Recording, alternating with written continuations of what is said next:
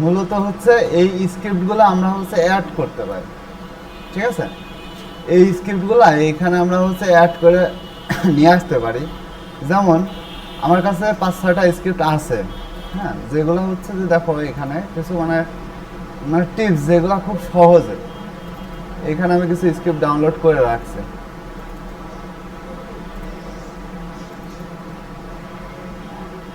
হয়ে গেল।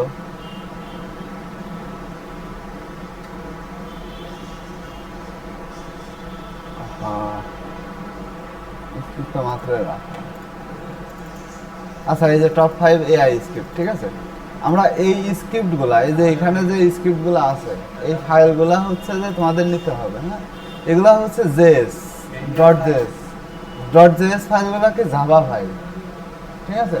মানে যেগুলা হচ্ছে জেএস হচ্ছে জাভা ফাইল বোঝায়, এগুলা হচ্ছে জেএস। এগুলা হচ্ছে অনেক কোডিং এর উপরে ডিপেন্ড করে, তারপরে কাজ করা হয়। যেমন দেখো যে আমি যদি ওপেন করি, এইখানে হচ্ছে এটা কিন্তু কোডিং করে বানানো হয়েছে সব, ঠিক আছে।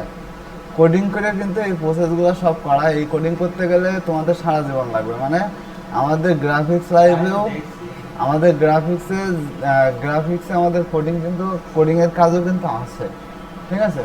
তো এগুলা তোমাদের শেখার দরকার নেই, এমন না যে শিখতেই হবে। যে 5টা আছে এই 5টা দিয়ে আমরা কাজ করব, ঠিক আছে। তাহলে আমরা মূলত হচ্ছে এখানে যেগুলো আছে সবগুলাই যে কাজ হবে তা নয়, কয়েকটা আমি কাজ দেখা দিচ্ছি যে এগুলাকে আমরা হচ্ছে কপি করব। আচ্ছা, ওইটা পরে, ওইটা যখন মুভ আপ করবো তখন, ফটোশপে যখন যাবো তখন, ঠিক আছে। তো এইটা হচ্ছে যে আমরা হলো এখান থেকে কপি করলাম। কপি করে আমরা কি করবো, ইলাস্ট্রেটরটাকে অফ করে দেবো, হ্যাঁ। টোটাল আমাদের হচ্ছে এখানে কিছু অ্যাড করতে হবে, তাই না। ইলাস্ট্রেটর যখন রানিং থাকে, রানিং অবস্থায় কোনো কিছু ডিলিট বা ক্লোজ হয় না, সেটা তো আমরা জানি, ঠিক আছে। তাহলে আমরা দিস পিসিতে যাবো, ভালোভাবে খেয়াল করো, উইন্ডোজের মধ্যে যাবো। আমাদের ইলাস্ট্রেটরটা কোন জায়গায় সেভ থাকে, প্রোগ্রাম ফাইলের মধ্যে সেভ থাকে। প্রোগ্রাম ফাইলের মধ্যে অ্যাডোবি ফাইল, তাই না। অ্যাডোবি ফাইলে সেভ থাকে, অ্যাডোবি ইলাস্ট্রেটর 2024। এখান থেকে দেখো স্ক্রিপ্টিং, হ্যাঁ, বা প্লাগ ইনের মধ্যে যাবা। প্লাগ ইনের মধ্যে গেলে আচ্ছা ইলাস্ট্রেটর, আচ্ছা প্লাগ ইনে যাওয়ার দরকার নেই, স্ক্রিপ্টিং এর মধ্যে স্ক্রিপ্টিং এর মধ্যে সিম্পল স্ক্রিপ্টস এখানে পেস্ট করা যাবে না। এখানে যে এই যে ভিজুয়াল বেসিক বা জাভা স্ক্রিপ্ট, ঠিক আছে। আচ্ছা দাঁড়াও, এখানে এত ভিতরে আসার দরকার নাই, এখানে আমার একটু ভুল হচ্ছে, হ্যাঁ। পিসেটের ভিতরে যাবা, সরি, পিসেট থেকে ইএনইউএস, ঠিক আছে। এখানে যাবা ইএনইউএস এর ভিতরে, যে এইখান থেকে দেখো সোয়াসেস অ্যাড করা যায়, সিম্বল অ্যাড করা যায়, টুলস অ্যাড করা যায়। তুমি যদি চাও যে বাইরে থেকে টুলস অ্যাড করবা তাও পারবা। স্ক্রিপ্ট দেখছো, এখানে স্ক্রিপ্ট লেখা আছে। এখানে আমাদের যে ইলাস্ট্রেটর পরিচিত 3টা স্ক্রিপ্ট আছে, তাই না।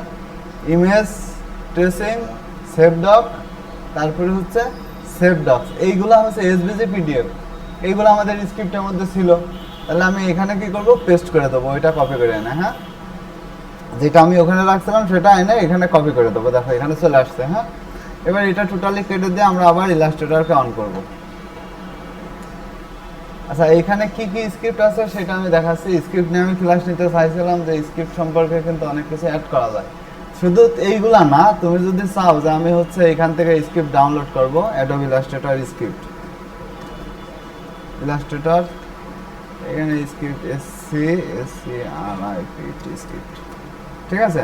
দেখো এই যে 20 free Adobe useful Adobe Illustrator script. তাহলে এখানে দেখো এই যে এখানে ফ্রি স্ক্রিপ্ট, ঠিক আছে, যে how to install script, install কিভাবে স্ক্রিপ্ট করতে হয়। এই যে আদার থেকেও তোমরা এই যে এখানে ফাইল থেকে স্ক্রিপ্টে যে আদার স্ক্রিপ্টে যেও তুমি ইনস্টল দিতে পারবা, ঠিক আছে। তবে কি হবে যে ওইটা কিন্তু সব সময়ের জন্য থাকবে না, বা পরবর্তী সময়তে কিন্তু বারবার তোমার নিয়ে আসতে হবে, ঠিক আছে। দেখো এই স্ক্রিপ্টগুলো আর্ক, এই যে এইগুলা হচ্ছে এরকম যেরকম সেরকম হয়ে থাকবে। এগুলাকে স্মুথ করার জন্য একটা স্ক্রিপ্ট আছে, go to download, create by হারকিউ সেটো, এই যে এই আর্ক কারেকশন, ঠিক আছে। আর্ক কারেকশন মানে এই স্ক্রিপ্টটা নিতে পারো, যে গো টু ডাউনলোডে ক্লিক করলেই হয়ে যাবে। তারপরে আছে অ্যারো ভি, মানে অ্যারো ভি মানে এই যে এইটা বিফোর থাকবে, এইটা হচ্ছে ওই যে মাথা ওই যে এরকম তীর চিহ্ন হয়ে যাবে অটোমেটিক। তো এইটা তো আমরা ইজিলি করতে পারি। তারপরে কমন এই যে ট্যানজেন্টস, ঠিক আছে, এই যে এরকম তৈরি হয়ে যাবে সে, মানে এইগুলা হচ্ছে তোমরা বেছে বেছে নিবা। আমি এর মধ্যে থেকে সব থেকে যেগুলো ইউজফুল সেগুলো বেছে বের করে তোমাদের দেখাচ্ছে। যেমন ইলাস্ট্রেটর আমরা হচ্ছে একটা নতুন ডকুমেন্ট নিয়ে নিই, এখানে আচ্ছা A4 নিলাম, ঠিক আছে। এখানে আমাদের তো স্ক্রিপ্ট দেখতে হবে, এমন না যে পেজ সাইজ লাগবে। তো মূলত দেখো এখানে আমরা হচ্ছে যদি একটা ক্যালেন্ডার ডিজাইন করতে চাই, ঠিক আছে, ধরো আমরা একটা ক্যালেন্ডার ডিজাইন করব, ঠিক আছে। তো ক্যালেন্ডার ডিজাইন করলে ক্যালেন্ডারে হচ্ছে টেবিল বানাতে হবে। টেবিল বানানোর পরে কি করতে হবে, টেবিলের প্রত্যেকটা ঘরের মধ্যে আজকে কয় তারিখ, হ্যাঁ, কি বার, কয় তারিখে কি হবে। তাই 12টা ডিজাইন রেডি করতে গেলে মিনিমাম যদি মনে করো যে সে ফার্স্টও হয়, তাও তার 1 ঘন্টা সময় লাগবে, তাই না? আর তোমাকে লাগবে না, ধরো আমাদেরই লাগছে দেখা যাচ্ছে 2-3 ঘন্টা 4 ঘন্টা লেগে যাচ্ছে। তো আমরা যদি এই কাজ না করে আমরা যদি সিম্পলি এই কাজটা করি, ফাইল থেকে স্ক্রিপ্টে যে দেখো মজার জিনিস দেখো যে ক্যালেন্ডার প্রিমেকার, ঠিক আছে। ক্যালেন্ডার প্রিমেকারে যে এখানে আমরা দেবো কে এক্সাম্পল আছে 2024, ঠিক আছে। এখানে ওকে করো, ওকে করার জানুয়ারি ফেব্রুয়ারি মার্চ এপ্রিল এইভাবেই সিরিয়ালে রাখবো, তাই না? তুমি চাইলে উল্টায় দিতে পারো, দিয়ে এবার ওকে করো। তারপরে হচ্ছে যে সানডে মানডে টিউসডে, যদি স্যাটারডে আগে নিতে চাও তাহলে এখান থেকে কেটে দিয়ে স্যাটারডেটা আগে নিয়ে আসতে পারো। এবার ওকে করলাম। এবার দেখো এই যে ডেট টাইম বা হচ্ছে ওইগুলা কিভাবে থাকবে, এখানে নাড়াচাড়া করার দরকার নেই, হ্যাঁ। এই যে মাস ডেট, ঠিক আছে। এখানে যেটা আছে এটাই দেখো, এই যে close your eyes and shake your ears, ঠিক আছে, এই লেখাটা আসে। দেখো আমার ক্যালেন্ডার রেডি। তাহলে আমার এখন তুমি চিন্তা করো যে এই যে প্রত্যেকটা কিন্তু তুমি চাইলে এডিট করতেও পারো, ঠিক আছে। তাহলে এই জিনিসটাকে দেখো যে সিম্পলি আমাদের হচ্ছে চাইলে আমি এখানে কালার চেঞ্জ করে দিতে পারি, ঠিক আছে, এই কালার দিতে পারি বা এই কালার দিতে পারি, ঠিক আছে, মানে সব এডিট করতে পারি। তাহলে আমার হচ্ছে যে একটা ক্যালেন্ডার ডিজাইন করার জন্য আমার কিন্তু খুব বেশি কষ্ট করতে হচ্ছে না, অটোমেটিক কিন্তু রেডি। তাহলে এই স্ক্রিপ্টের সুবিধা দেখছো যে ক্যালেন্ডার তৈরি হয়ে যাচ্ছে। তো সেম এইটা আমি ক্লোজ করে দিচ্ছি, এটা তো পারবাই। এখানে যেটা আছে এর মধ্যে আর একটা স্ক্রিপ্ট আছে ক্যালেন্ডার রিকো, মানে ক্যালেন্ডার প্রিমার অটো তৈরি হয়। ক্যালেন্ডার রিকো হচ্ছে তুমি একটু এডিট করে নিতে পারবা। সেটা হচ্ছে দেখো যে ক্যালেন্ডার রিকোতে তুমি দেখা যাচ্ছে 10 বছর একসাথে ক্যালেন্ডারও তৈরি করতে পারবা। তবে আমি 1 বছরেরটাই করি, যেহেতু 2024 সাল, তারপর আমরা 25 সালের ক্যালেন্ডারটাই নিয়ে আসবো, ঠিক আছে। 25 নিয়ে আসি, এ পাশে 25 নিয়ে আসি, ঠিক আছে। তো এইখানে দেখো ল্যাঙ্গুয়েজ আছে রাশিয়ান, বাট আমাদের লাগবে কি ইংলিশ ল্যাঙ্গুয়েজ, তাই না? ইংলিশটাকে সিলেক্ট করে দেবো। টেমপ্লেট মানে ওই যে সাইজটা, ঠিক আছে, মানে একটা জিনিসের হচ্ছে আমাদের টেমপ্লেটের মানে 30টার যে টেমপ্লেট ঘর, ওই ঘরের সাইজ কত বাই কত হবে সেটা 3x4 রাখে, জায়গা কম লাগবে, হ্যাঁ, যত ছোট হবে তত জায়গা কম। তবে স্টার্ট মান্থ 1 থেকে 12 মাস পর্যন্ত। যদি মনে করো যে না শুধু 6 মাসেরটা বের করবো, তাহলে 6 মাস পর্যন্ত করতে পারো। তারপরে ডে উইক, তারপরে শর্ট ফর্মে থাকবে, হ্যাঁ, লং ফর্মে রাখার দরকার নাই, কারণ হচ্ছে শর্টে দিলে কি হবে যে জায়গা কম লাগবে, হ্যাঁ। তারপরে হচ্ছে ইউরোপিয়ানের এই জায়গায় আমেরিকান দিতে পারো, মানে স্টাইল আর কি, আমেরিকান স্টাইল না ইউরোপিয়ান স্টাইল, এটা স্ট্যান্ডার্ড, ঠিক আছে। আমি ইউরোপিয়ান বা আমেরিকানই দিলাম। আমেরিকান ইংলিশে ইউনাইটেড স্টেটের দিকে যাই, ঠিক আছে, আমেরিকান দিয়ে। তারপরে এখানে যা আছে এই যে গেটার এক্স গেটার ওয়াই মানে সাইজ, ডানে বামে কতটুকু জায়গা হবে, এখান থেকে ক্রিয়েট ক্যালেন্ডার করে দেবো, হ্যাঁ। এই দেখো 1 2 3 4 এখানে কিন্তু সব সিরিয়াল করা আছে, হ্যাঁ। এখান থেকে আমরা হচ্ছে ক্রিয়েট ক্যালেন্ডার। তা ওই ক্যালেন্ডার একরকম ছিল, এই ক্যালেন্ডারটা একরকম হয়েছে, তাই না? এই ক্যালেন্ডারটা আমাদের হচ্ছে, এটা যদি তোমরা ডিজাইন করতে যাও দেখা যাচ্ছে সময় লেগে যাবে অনেক, ঠিক আছে। তাহলে এই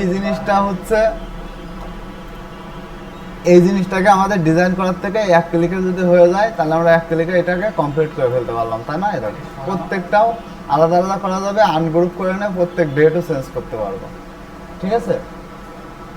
তাহলে এটা হচ্ছে যে ক্যালেন্ডারের হচ্ছে স্ক্রিপ্ট, মানে এইটা কিন্তু জাভাতে কনভার্ট করা আছে, যার কারণে অটোমেটিক তোমার হয়ে যাচ্ছে, হ্যাঁ। এইটা একটা প্রসেস।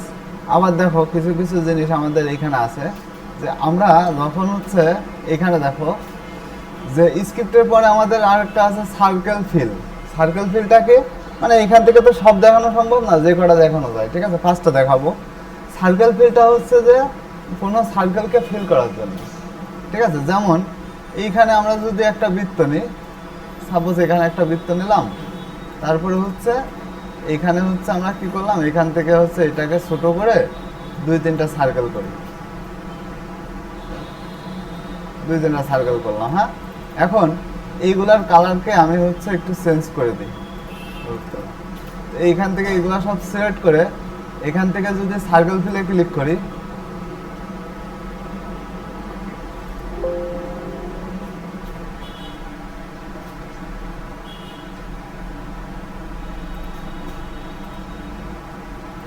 আচ্ছা এটাকে বাদ দিই।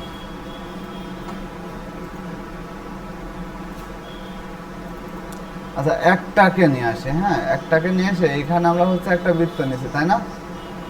হ্যাঁ আচ্ছা এইখান থেকে আমরা হচ্ছে যে একটা বৃত্ত নিই, হ্যাঁ একটাই বৃত্ত নিই, একটা বৃত্ত নিয়ে এইখান থেকে দেখো এডিটে এই ফিলে যে ফাইলে যে স্ক্রিপ্ট থেকে সার্কেল ফিল, ঠিক আছে এখানে দেখো সার্কেল ফিলটা কি, যে এখানে এইখানে আছে ম্যাক্স সাইজ 20 থাক, মিনি সাইজ 50 থাক, ঠিক আছে মানে বড় ছোট মিলায়ে সার্কেল হবে, ঠিক আছে।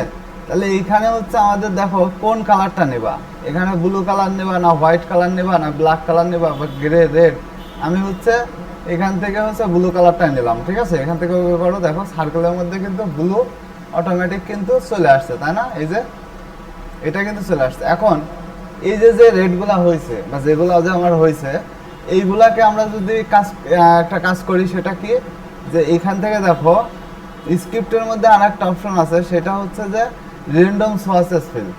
র্যান্ডম সোয়াচেস ফিল সার্কেল ফিলের সাথে কেন সম্পর্ক আমি বলছি, যে র্যান্ডম সোয়াচেস ফিল হচ্ছে যে আমাদের সোয়াচেসের যে কালারটা আছে, ঠিক আছে সোয়াচেসে আমাদের ধরো এই কালারটা টোটাল কালার আছে তাই না, এইটাকে আমরা সিলেক্ট করে দিয়ে র্যান্ডম সোয়াচেস ফিলের এই কালারটাকে সিলেক্ট করলাম, করে এখন ফাইল থেকে যদি আমরা স্ক্রিপ্টে যে র্যান্ডম সোয়াচেস ফিল করে দিই, তাহলে কি হবে, র্যান্ডম সোয়াচেস ফিল করলে ওই কালারগুলো এটার মধ্যে চলে আসবে, ঠিক আছে।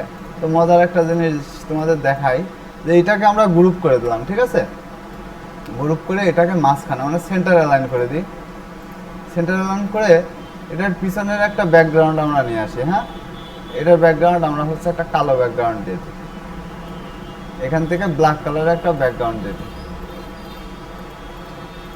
কন্ট্রোল এক্স কন্ট্রোল বি, ঠিক আছে। আচ্ছা কালো কালারের একটা ব্যাকগ্রাউন্ড দিলাম, এখন এইটাকে আমরা লক করে ফেললাম, লক করে এখন দেখো এইটাকে আমরা control C control V paste করলাম, এবার এটাকে নিচে দিয়ে দিলাম পিছনে, হ্যাঁ পিছনে দিয়ে এইটাকে আমরা কি করলাম, এটাকে ব্ল্যাক কালার করে দিলাম, ঠিক আছে। এখন এগুলাকে সব সিলেক্ট করব, সিলেক্ট করে নিয়ে এখান থেকে হচ্ছে আমরা কি করব, অবজেক্টে যে ব্লেন্ড করব, ঠিক আছে ব্লেন্ড করে মেক করার পরে আমরা এখানে ডবল ক্লিক করে হোক আর ভিতরে যেয়ে হোক এখান থেকে স্পেসিফাই স্টেপস, ঠিক আছে এখানে আমরা হচ্ছে মিনিমাম তোমার হচ্ছে ধরো 100 দিয়ে দাও, আরো বাড়াও এখানে 500 দিয়ে দাও, ঠিক আছে অথবা আরো বাড়াইতে পারো, এখানে 500 থাক। মূলত আমাদের ডিজাইনটা দেখো, এখানে একটা ডিজাইনের লুক আসছে না, হ্যাঁ বেলুনের মতো আসছে না, তাহলে এইগুলা হচ্ছে যে সার্কেল ফিলটাকে আরো একটু যদি ছোট করতে পারো তাহলে ডিজাইনটা আরো বেশি সুন্দর হবে, মানে সবগুলো যদি এক সাইজে রাখতে পারো, ঠিক আছে। তাহলে এই জিনিসটা আমরা হচ্ছে যে একবারে সহজেই কিন্তু করে ফেলতে পারলাম। এখন যদি আলাদা আলাদা করে বৃত্ত নিয়ে সাইজ মেপে মেপে করতে হতো তাহলে কিন্তু অনেক সময় লাগতো তাই না। এছাড়াও আমাদের আর একটা জিনিস আছে, সেটা হচ্ছে ফ্লিঙ্গার, ঠিক আছে এই যে স্ক্রিপ্টের মধ্যে আমাদের হচ্ছে ফ্লিঙ্গারের কাজ কি দেখো, ফ্লিঙ্গারের কাজও কিন্তু অনেক মজার। এখানে দেখো যে আমরা হচ্ছে যে কোনো একটা টেক্সটকে নিয়ে আসি, যেমন এস, ঠিক আছে এসটাকে আমরা নিলাম, এটা আমরা হোয়াইট করে নিই। আচ্ছা এই এসটা নিলে হবে না, আমরা একটু মোটা দেখে এস নিই, ঠিক আছে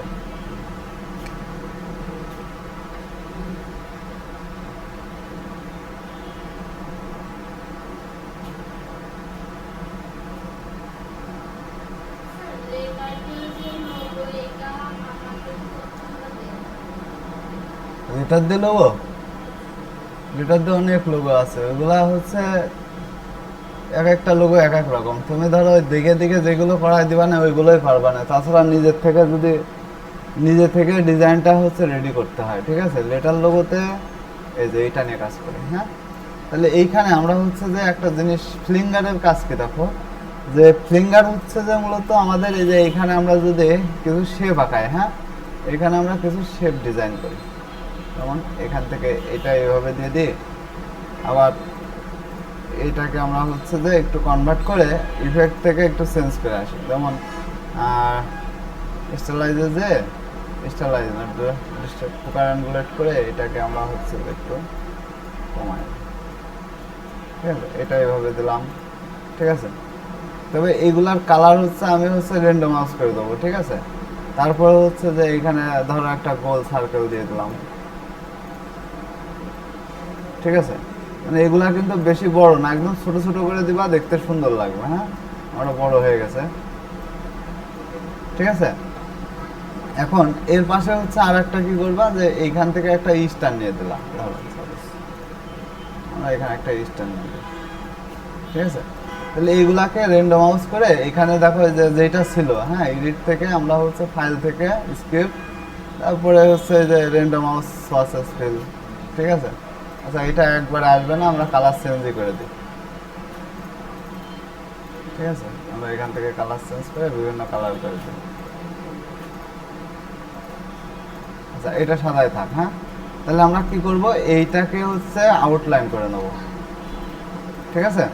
এইগুলাকে সব সিলেক্ট করব, করে ফিল থেকে ফিলিংগারে ক্লিক করে দেবো। দেখো ফিলিংগারে ক্লিক করার সাথে সাথে কি বলছে, ম্যাক্স সাইজ আর মিনি সাইজ। ম্যাক্স সাইজ কত হবে, মিনি সাইজ যেরকম আছে আমি এরকমই দেখাচ্ছি, তোমরা বাড়ায় কমায় নিতে পারো সেই সময়। এখন ওকে করে দাও। আচ্ছা, এইটার উপরে অ্যাপ্লাই হয়ে গেছে। হ্যাঁ, এইটাকে আমরা হচ্ছে এটাকে আমরা গ্রুপ করে ফেলি। হ্যাঁ, কন্ট্রোল জি দিয়ে গ্রুপ করে নিই। তাহলে গ্রুপ করে নিলাম। এবার এইটাকে যদি অ্যাপ্লাই করি,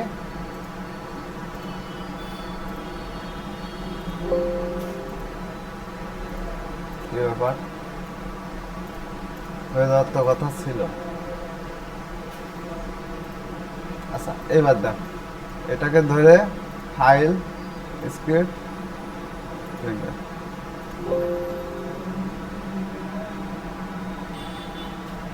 the finger object must be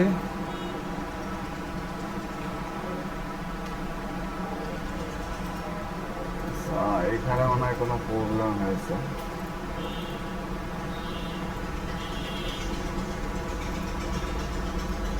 এটা তো হয়ে যাওয়ার কথা ছিল।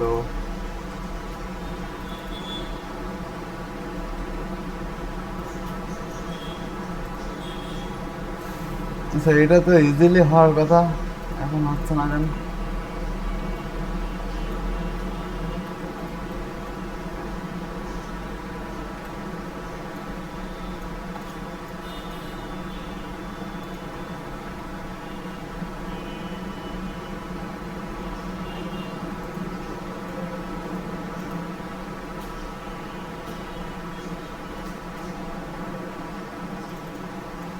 এইটাকে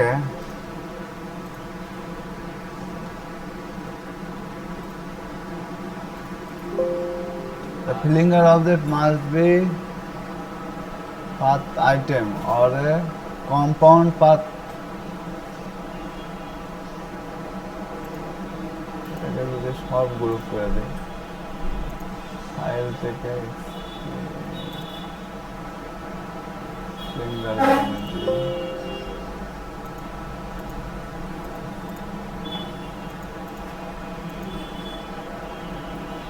এটা ইজিলি হয়ে যাওয়ার কথা ছিল।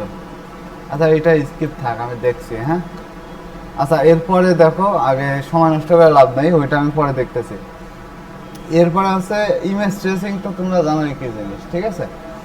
এরপরে এখানে হচ্ছে যে জয়েন্ট টেক্সট ফ্রেম, বা এখানে আর একটা আছে কি জয়েন্ট টেক্সট ফ্রেম বা ডিভাইডেড টেক্সট ফ্রেম, এই দুইটা বাদ গেছে, তাই না।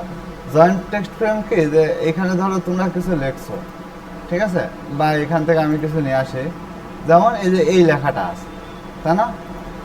এইটাকে আমরা হচ্ছে এখানে নিয়ে আসলাম, এই লেখাটাকে এখানে নিয়ে আসলাম, কন্ট্রোল ভি দিলাম, এটাকে আমরা হোয়াইট কালার দিয়ে দিই।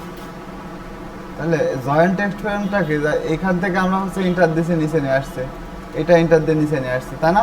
তাহলে এখানে আমাদের লেখাটাকে যে হচ্ছে লাইন, তো তোমার হচ্ছে 3টা। অনেক সময় আমরা কি করি, যে কপি করে নিয়ে আসি না, কপি করে নিয়ে আসলে কি হয়, সব একসাথে থাকে না লাইন। এখন এই 3টা লাইনকে আলাদা আলাদা করতে হলে কি করি, আমরা সিলেক্ট করে করে আলাদা করে পেস্ট করি, তাই না।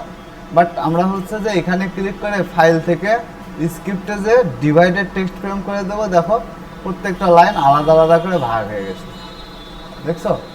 তাহলে আবার যদি এই 3টা লাইনকে আমরা এক জায়গায় করতে চাই, তাহলে আমরা 3টা লাইনের আবার মাপ ঠিক করতে হবে, মানে যতটুকু গ্যাপে রাখবা ততটুকু গ্যাপে এখানে অ্যাডজাস্ট হয়ে যাবে। ধরো এটা এই গ্যাপে রাখলা, এখন এই তিনটাকে সিলেক্ট করে আমরা যদি জয়েন্ট টেক্সট ফ্রেম করে দিই, জয়েন্ট টেক্সট ফ্রেম করলে কি হবে, যে তিনটা লাইন এক হয়ে যাবে, যে 1.5 ইঞ্চি গ্যাপ আছে, ঠিক আছে, বা এখানে আমি হচ্ছে এখানে দিয়ে দিলাম হচ্ছে 1 ইঞ্চি গ্যাপ, ঠিক আছে, ওকে করে দিই। দেখো 1 ইঞ্চি গ্যাপে কিন্তু কাছে, মানে ওই লাইন স্পেসিং যেটা আর কি, লাইন স্পেসিং দিয়ে ওকে। এখন কিন্তু তিনটা আবার এক জায়গায় হয়ে গেছে, তাহলে আমরা ইচ্ছা হলে জয়েন করতেও পারবো, আবার রিজয়েনও করতে পারবো, ঠিক আছে। এটাতে কাজ হইল না কেন বললাম না, এটা তো হওয়ার কথা ছিল। আচ্ছা, আর একটা হচ্ছে যে র্যান্ডম হাউস আছে, স্পেলের নিচে আছে র্যান্ডম হাউস আছে, তাই না? এইটার কাজ দেখলে আজকের মতো মনে করো যে শেষ, ঠিক আছে। আমরা নতুন একটা আর্টবোর্ড নিয়ে নিই, হ্যাঁ,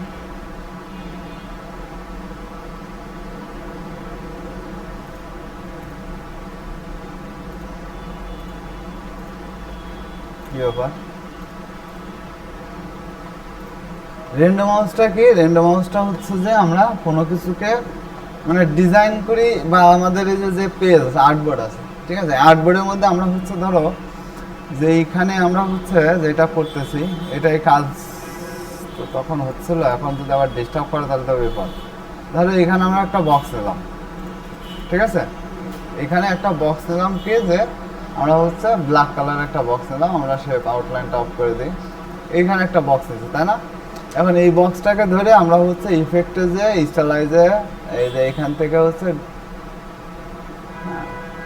ট্রান্সফর্মে গেলাম, ট্রান্সফর্মে যাওয়ার পরে এখান থেকে কি করলাম, এখান থেকে হচ্ছে আমরা যেটা করব সেটা হচ্ছে ভার্টিক্যালি এটাকে বাড়ায় দেব, ভার্টিক্যালি না, এখানে হচ্ছে আমরা ভার্টিক্যালি এখানে রাখি, এখানে 0 দিয়ে দিই, ভার্টিক্যালি পরে বাড়াচ্ছে, হ্যাঁ, তার আগে আমরা হচ্ছে যে এখান থেকে আমাদের হচ্ছে হরিজন্টালি বাড়াই, আমরা হচ্ছে এখান থেকে একটু বাড়াই,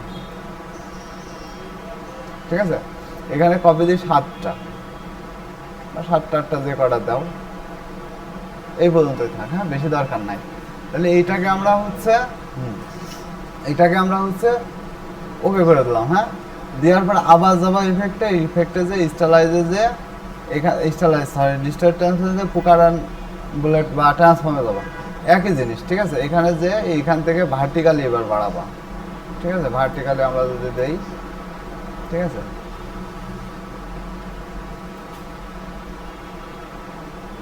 আচ্ছা, মূলত হচ্ছে এইটার উপরে একটা অ্যাপ্লাই হয়ে গেছে অলরেডি, হ্যাঁ। এখন যদি আমরা ভার্টিক্যালি নিয়ে আসতে চাই তাহলে এইটাকে আমরা হচ্ছে যে একবারেই করি, হ্যাঁ,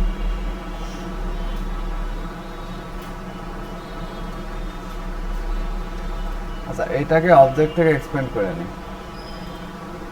ঠিক আছে, এক্সপেন্ড করে দিলাম। এইবার ইফেক্টে যে স্টাইলাইজে যে এই সে তোমার হচ্ছে ডিস্টর্ট অ্যান্ড ট্রান্সফরমেশন যে ট্রান্সফর্ম, এখানে যে হচ্ছে হরিজন্টালি নিবা, এবার হরিজন্টালি না, সরি, এখানে ভার্টিক্যালি নিয়ে আসে, ভার্টিক্যাল নিতে হবে, হ্যাঁ, প্রথমবার নিয়ে নিয়েছি তো। তো এখানে আমরা কি করবো, এই যে ভার্টিক্যালি নেবো, হ্যাঁ, ঠিক আছে। এটা নিয়ে আমরা এখান থেকে কপি দেবো, এত না, এই পর্যন্ত 8টা 6টা। তারপরে এখানে কি করবো, রিফ্লেক্ট এক্স বা ওয়াই যেটা আছে এইটা ওয়াই থাক, বেশি ঘুরে গেছে,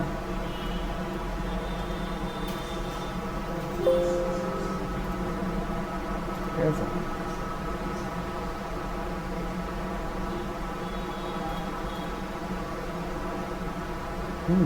এইটা দেওয়ার পরে দেখো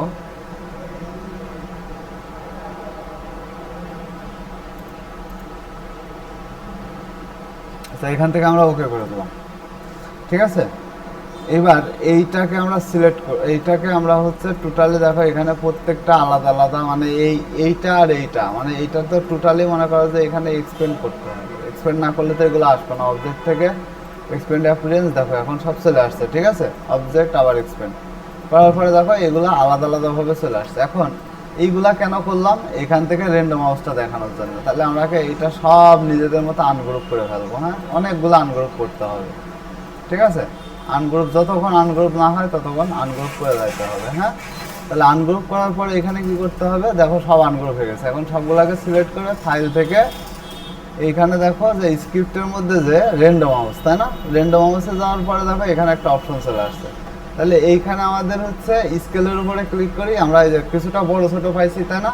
যদি না হয় তাহলে রিসেট করে দেবা, যদি এত বড় ছোট না লাগে তাহলে আমরা এখানে ধরো একটু কমায় দিতে পারি, বা আমরা স্কেলেই দিয়ে রাখি আপাতত, পরে ছোট করে দেবো। হ্যাঁ, এটা 360, বা এখান থেকে অপাসিটি জিনিসটা কি, যে আমরা হচ্ছে কতটুকু অপাসিটিতে রাখবো, ঠিক আছে? তাহলে এইটাকে আমরা হচ্ছে কি ব্যাপার, ঠিক আছে, এখান থেকে অপাসিটি দিলাম, এই দেখো অপাসিটি কমে বেড়ে গেল। হ্যাঁ, তো এখান থেকে যদি আরো বাড়াইতে চাও তাহলে অপাসিটি বাড়া বা কমা। এখান থেকে এক্স ওয়াইতে ধরো আমরা হচ্ছে এখানে 360 ডিগ্রিতে একটু রোটেট করে দিলাম। হ্যাঁ, সব কিছু একটু ঘুরাইয়ে দিলাম, দেওয়ার পরে এখানে কি করলাম, পজিশন যেটা আছে এটাই থাকবে, বা এখান থেকে তোমরা ইচ্ছা করলে চেঞ্জ করে নিতে পারো, বা ফিল সোয়াসেস বা ফিল কালার, দেখো কালার আমি ফিল কালারে দিয়ে দিছি। হ্যাঁ, বা ফিল সোয়াসেসে দিতে পারো, বা এখান থেকে আমরা হচ্ছে দেখে যাই, ফিল কালারই দাও। আচ্ছা, ফিল কালার দিলে তো দেখতে খারাপ হয়ে যাবে না, এই কেমন দেখা যাচ্ছে। আচ্ছা, এই জায়গায় আবার ডিসপ্লেতে প্রবলেম হয়েছে। হ্যাঁ, তাহলে এখান থেকে আমরা হচ্ছে এটাকে ওকে করে দিলাম, ঠিক আছে?